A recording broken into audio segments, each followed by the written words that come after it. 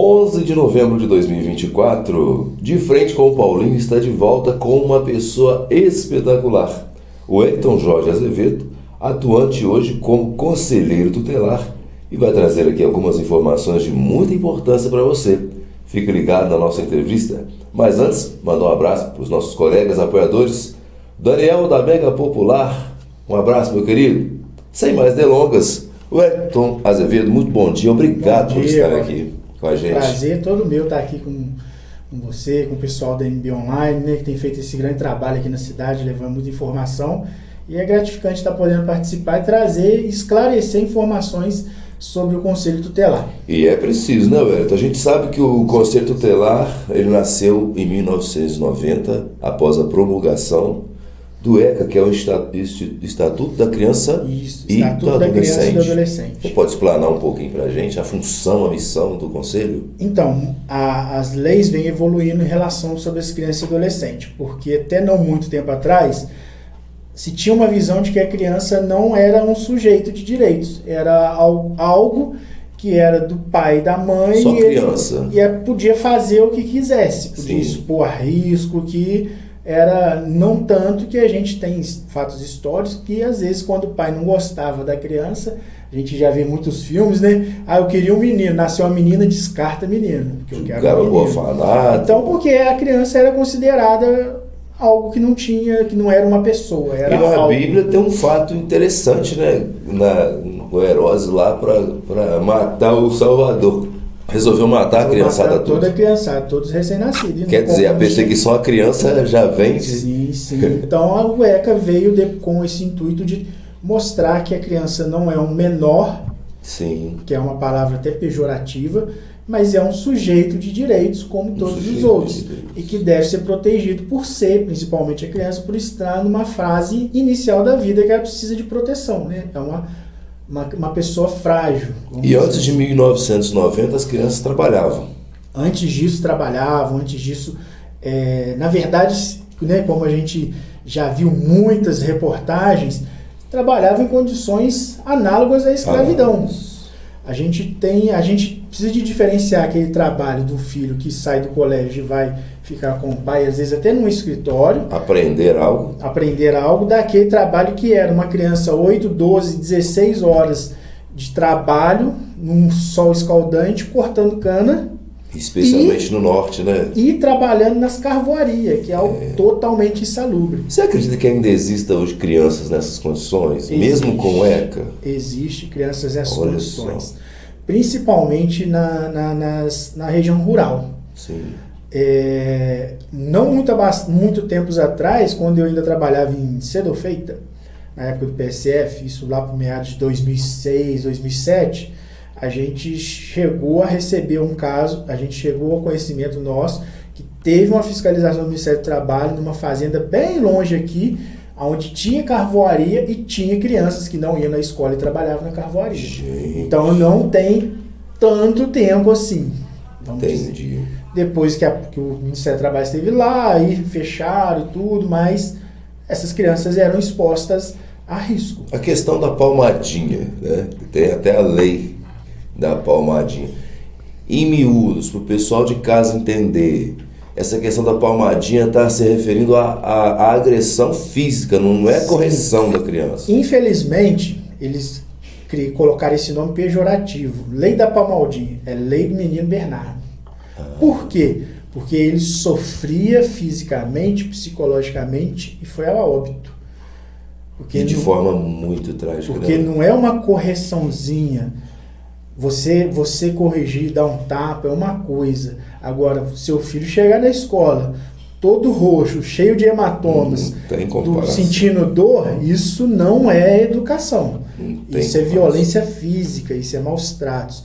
E essa lei veio para isso. Só que no Brasil a gente, às vezes, põe uns nomes para agora não pode nem dar uma palmadinha, não pode dar nem um tapinha. Não. A gente tá falando... muita gente culpa o Conselho Tutelar. É bom o Conselho abrir mesmo o leque. E aí eu já vou começar falando aqui, nós vamos falar mais vezes, mas Conselho Tutelar não substitui pai e mãe. Exatamente. Nós não tiramos a autoridade de pai, nós não tiramos a autoridade de mãe.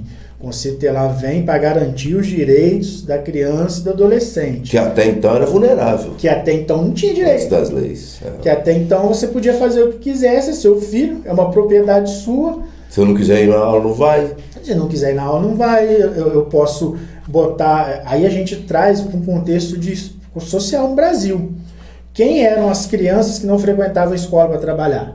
As mais pobres. As mais pobres. Então, veio garantir que essas crianças tenham o direito de frequentar a escola para que elas possam desenvolver no futuro. Eu ouvi esses dias agora um fazendeiro falando que a escola de fazer peão está acabando. Olha isso. Porque os filhos dos peões estão querendo estudar.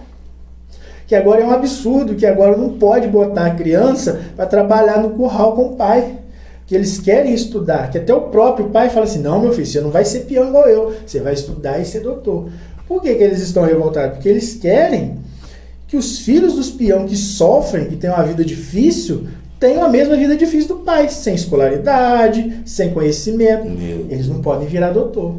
Então, quando o ECA veio trazendo esses direitos, ele quer garantir o direito ao filho do rico que frequente as escolas e se torne um doutor, assim como o filho do pobre frequente a escola e se torna doutor. Dentro dessas garantias de direito, da educação, por exemplo, você vai ter esses programas, mas o meu filho precisa trabalhar para ajudar a sustentar a casa. Então a gente está falando de um problema de fome, um problema de necessidade financeira. Então existem programas para garantir que essa família tenha subsistência. Tenha para que a criança estude. Por exemplo, agora a gente tem aí o Bolsa Família. Bolsa Família é um que ajuda. E várias outras bolsas. A gente tem esse programa novo que o Lula criou, que dá um dinheiro para as crianças que estão matriculadas na escola. Sim. No terceiro ano, que elas vão receber no primeiro, segundo, terceiro, a poupança jovem. Para quê? Para garantir e incentivar que elas estudem, para que elas também tenham uma oportunidade de melhorar na vida. Sim. Quebrar aquele vício de filho de peão tem que ser peão, filho de pedreiro tem que ser pedreiro. Não, ele pode ser outra coisa. E essa questão do dinheiro, né, do recurso que o governo manda, infelizmente por questões ali paternas, né, de pais não muito esclarecidos, né, usa o dinheiro para outras situações que não seja para aquela criança. Infelizmente a gente tem muito disso, desvirtualizam, né, o objetivo. Mas os programas, se a gente pensar assim, tem pai que pega o Bolsa Família e bebe tudo em cerveja. Por causa dele, existe isso. Por causa dele, nós vamos acabar com um programa para pessoas que precisam. Não pode. Então, assim, a gente sabe que tem falhas, precisa ser mais fiscalizado, precisa ter uma estrutura melhor, mas a gente sabe que isso ajuda muitas crianças e adolescentes a saírem daquela situação que a família vem e depois não serem mais dependentes de programas assistencialistas do governo. O Wellington Matias hoje, pelo censo aí, entre 15 e 16 mil habitantes. Para essa quantidade de pessoas, o nível de demanda de vocês, as chamadas, vamos chamar assim, as ligações para o Conselho Tutelar, a nível de acidentes ou incidentes graves, moderados ou leves, é grande? É grande. A gente tem uma demanda grande de atendimento. E para vários tipos de ocorrência? Para vários tipos. É lógico que tem, você falou, que as situações mais rotineiras, que são umas situações de violação de direito, que às vezes hoje, graças a Deus, a gente não tem problema com a creche, mas às vezes era uma creche para o filho que não tinha. São coisas que um atendimento médico que demora, uma demanda dessa, mas a gente tem essas que são rotineiras, que são tranquilas, modo de dizer, né?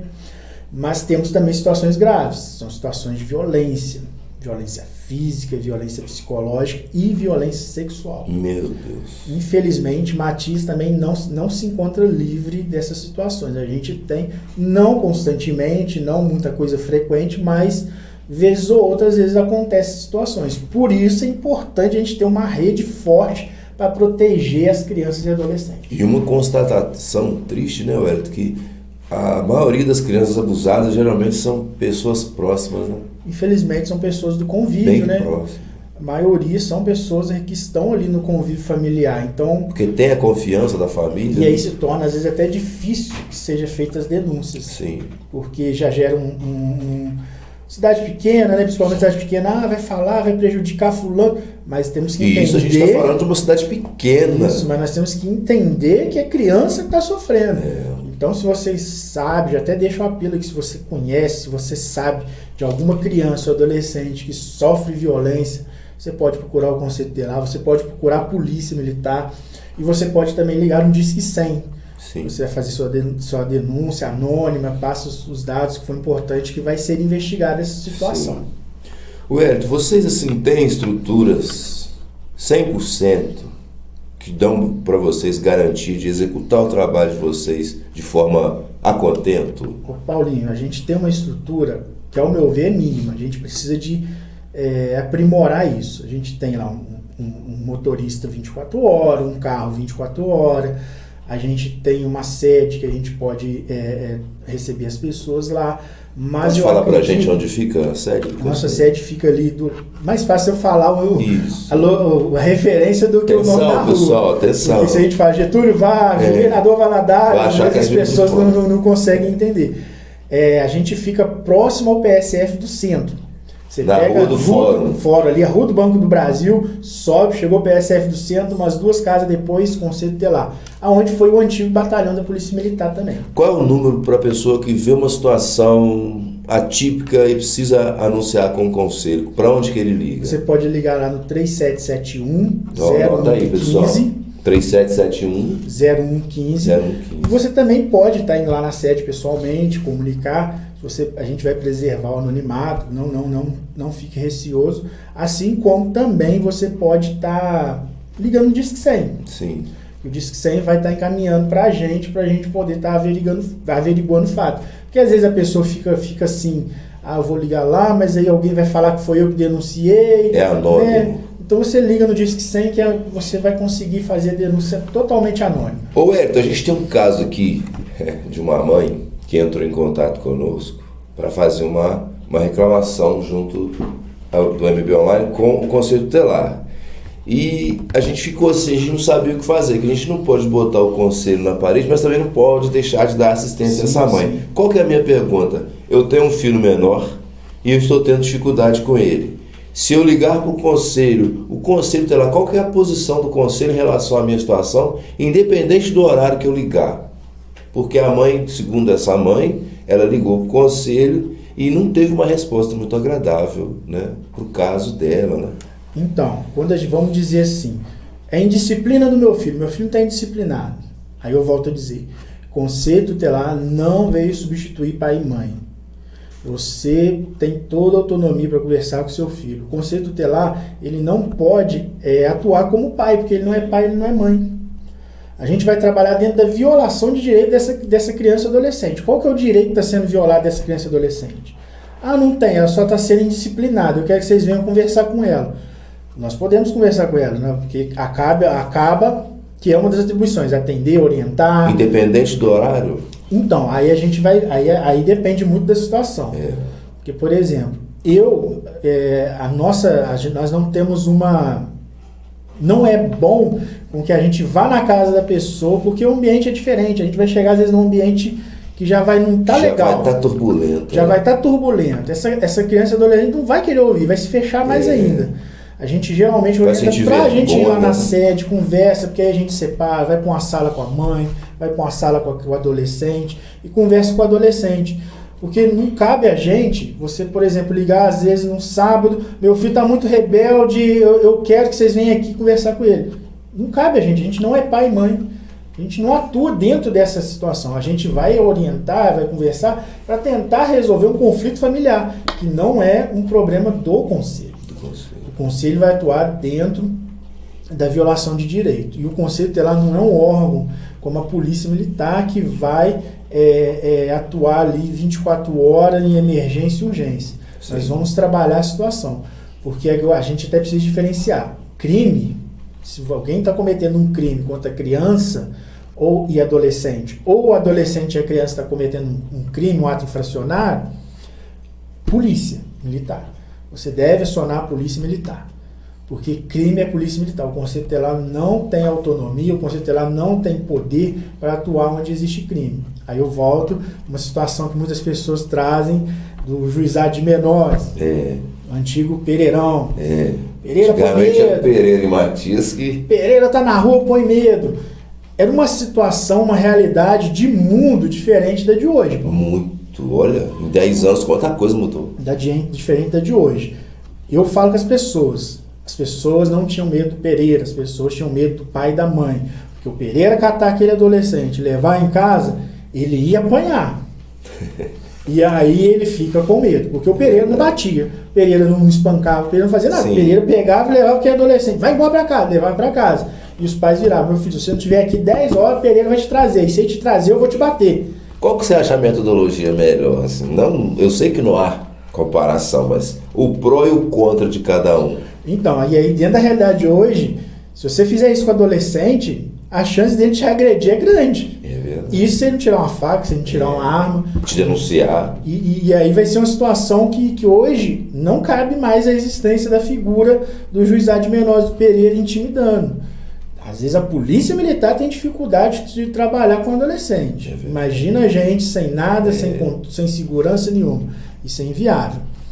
A metodologia, a gente precisa de entender que muitas das vezes essas crianças que estão numa situação de revolta, de agressividade, elas têm seus direitos violados em outras áreas. Sim. Às vezes no convívio familiar, às vezes sofrem violência familiar. No próprio lar, né, Wellington? O que é muito triste. No próprio lar. E aí ela extravasa em alguma área. Ela vai extravasar aquilo que ela está vivenciando. Escapar aquilo de algum jeito. E aí é ruim. O certo é os pais terem mais diálogo com os seus filhos. Conversar com os seus adolescentes. O que para uns é fácil, porém para outros é um desafio. E aí o conselho está lá para ajudar a intervir nisso. Eu não estou conseguindo conversar com meu filho, minha filha quer namorar e eu não quero que ela namore. A gente está lá para tentar conversar. Você vai lá, leva a sua criança na sede, a gente senta, conversa. Olha, você tem que respeitar a sua mãe, nós vamos orientar. Mas a gente não pode obrigar. Sim. Isso aí, essa questão de educar é dos pais e das mães. O Wellington, dos pais e mães. Por exemplo, uma família que tem dificuldade financeira, intelectual, vários tipos de dificuldade, e o filho dela é problemático, em certas formas, para vocês como conselheiros, seria até aceitável. Já aconteceu de vocês receberem caso lá de famílias super estruturadas, bem organizadas, mas ainda assim tem problema com o filho? Sim. Acontece? Então não é pobreza o problema. Não. O problema nunca é pobreza, o problema nunca é isso. O que acontece? Nós temos crianças que, igual eu estava falando, vão extravasar diante de um sofrimento, alguma coisa que elas sofrem, que elas vivenciam. Mas, infelizmente, Paulo, nós temos pessoas que são ruins. Pessoas mesmo. Pessoas sem pessoas que a própria ciência estuda, que a gente chama de psicopatas, sociopatas. Existem essas pessoas. E essas pessoas, e tem filhos também, foram crianças também. Foram adolescentes. Então a gente tem situações que não vai ser não vai ser porque, vamos dizer assim, o pai e a mãe não educou. Não. É já do caráter, da coisa da criança, do adolescente, da pessoa. Então, assim, tem isso. Lógico, vou falar assim, às vezes, uma maioria são situações em que a criança está passando por alguma violação de direito que ela reflete no colégio, reflete na rua, reflete em vários lugares. Vocês sofrem ameaça de família quando o assunto é grave e precisa da intervenção do conselho? Paulinho, graças a Deus, não. Por quê? Porque quando a gente vai, às vezes tem resistência. Por exemplo, eu venho na sua casa para conversar contigo alguma situação que chegou lá para mim. Muitas das vezes assim, não, mas eu não sei o que você vai, às vezes até atender a gente mal. Mas a gente vai te explicar o que é o conselho e o que o conselho está fazendo ali. O conselho não veio para punir você, não veio punir ninguém. O conselho veio para entender o que está acontecendo. E muitas das vezes, diante dessa chegada, a gente descobre outras violações que a criança sofre por parte do Estado, por parte da sociedade, e a gente acaba ajudando com que essas outras situações se resolvam. Sim. Então, a maioria dos casos das famílias, depois do primeiro momento, elas veem que o conselho não é aquilo que as pessoas falam, o conselho não veio para atrapalhar, o conselho não veio para tirar a autoridade. Aí eles entendem, então a gente não tem esse tipo de ameaça. Sim. Agora, quando há, às vezes, um caso grave, que às vezes de uma violência contra uma criança ou adolescente, Não é o conselho tutelar que tira essa criança da família, ficar bem claro. É o judiciário que tira. E muitas das vezes, quando às vezes um pai ou uma mãe perde e para chegar nesse ponto, a guarda do filho, é determinação judicial. Já teve todo um trabalho antes. Então a gente não chega a receber ameaça porque as pessoas entendem que não é o conselho tutelar, é o judiciário, e mesmo assim a gente tenta trabalhar junto com essas famílias para elas se reestruturarem e reaver a guarda dos seus filhos. Sim. Então, assim, não temos esse tipo de situação porque as pessoas conseguem compreender o que o conselho está fazendo. O conselho não é esse bicho papão que as pessoas acham que é, entendeu? De onde vem os recursos para manter toda essa máquina funcionando? Porque então, não é barato, né? Os recursos são do fundo, né, do município, recursos próprios do município que mantém a estrutura do conselho funcionando. Sim. A gente precisa que seja ampliado. Sim. Fato é esse. O orçamento do conselho tutelar é muito baixo. O recurso, então, são poucos. O recurso é pouco. A gente precisa que esse recurso, que haja um investimento maior. Mão de obra. Que aí a gente volta. A nossa sede precisa de ser... São quantos conselheiros hoje para atender? 5 conselheiros. Olha só, gente, 5 conselheiros. A pergunta, dá conta? A gente esforça, mas é desgastante. Você acha que precisaria de mais quantos hoje para ter um trabalho mais efetivo? Quando o legislador criou as leis, ainda existe má interpretação. Sim. O Conselho Tutelar não era para ser um órgão 24 horas, porque o Conselho Tutelar ele não vai atuar diretamente quando há uma violação. No ECA fala que todos são responsáveis pela segurança da criança e do adolescente. Todos é quem? Todos. Família, escola, sociedade, tudo. Comunidade, você. Se você estiver passando na rua, uma criança estiver sofrendo alguma violação, você tem a autoridade e o dever de proteger aquela criança. Você pode intervir, você pode ligar para a polícia, você pode fazer... Ou você mesmo intervir ali. Você tem essa autonomia. Então, assim, são 5, que é o que a legislação permite por cada região, município. Juiz de Fora são 5 conselhos com 5, até para atender a demanda de lá, e mesmo assim ainda acho pouco. Então, assim, é um pouco desgastante e a gente precisa de um pouco de investimento. Por exemplo, a sede. A sede não é um ambiente muito agradável a receber crianças. Sim.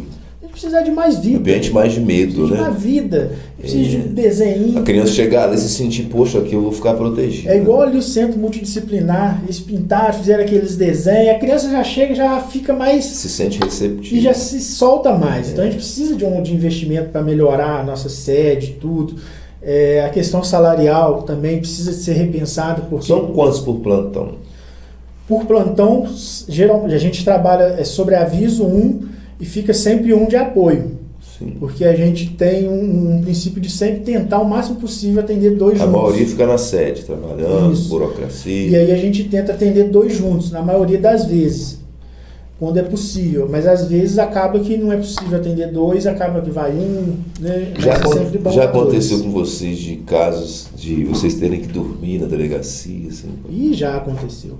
Comigo ainda não. Mas porque eu sou mais novato, né? Entrei agora em fevereiro, estou esse pouco tempo, mas as pessoas, os mais antigos, já tiveram que passar, que às vezes começa uma situação 8 horas da noite e vai acabar 10 horas da manhã do outro dia, e aí depois tem que voltar e continuar a situação ali, porque infelizmente a gente não tem delegacia. Não temos delegado aqui e não temos delegado depois de certo horário. Né? Não é 5 horas, 6 horas da tarde, não tem mais delegado. Tem que tudo prejuízo. Vai lá para Santa Terezinha. E aí chega lá, tem demanda alta, demora, final de semana a mesma coisa, então... Meu Deus. E geralmente essas coisas acontecem sempre no fim de semana. Sempre fim de semana, né? Infelizmente. Complicado. Wellington, escola e conselho tutelar, como é que é essa relação das escolas municipais, estaduais? Nós trabalhamos junto em parceria, né? Nós tentamos sempre dialogar para entender as situações, né? A gente sabe que o colégio é onde as crianças estão mais tempo, né?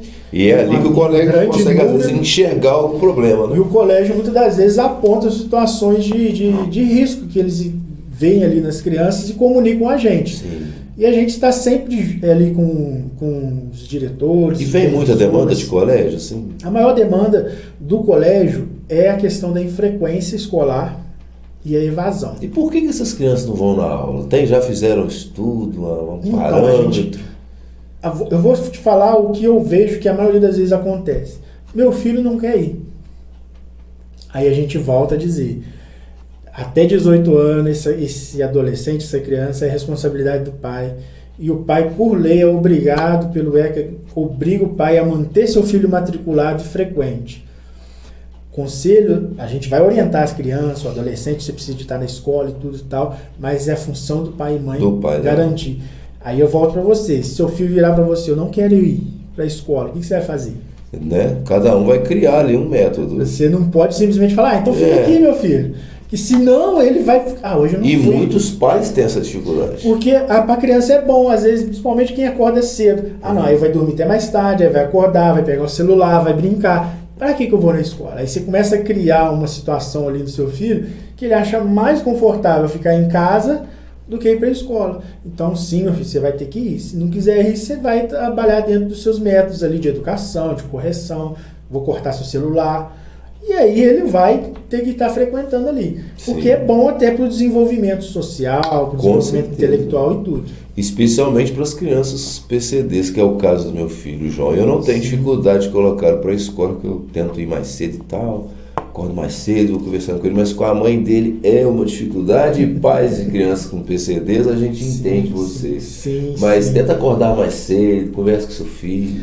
A gente sabe que tem essa dificuldade, a gente sabe que inclusive às vezes na escola, por falta de um monitor bem capacitado, a gente sabe que é uma situação que às vezes tem uma lei, né, pra gente, existe tem legislação, lei para as crianças. Que a gente até fala, a escola não quer dar um monitor pro meu filho, procura o conselho que a gente vai intervir. Graças a Deus a gente não tem tido esse tipo de problema de algum pai e mãe com laudo, tudo certinho, chegar diante do colégio, do departamento de educação e negar. Sim. Mas se acontecer, procura o conselho que nós vamos junto cobrar por isso.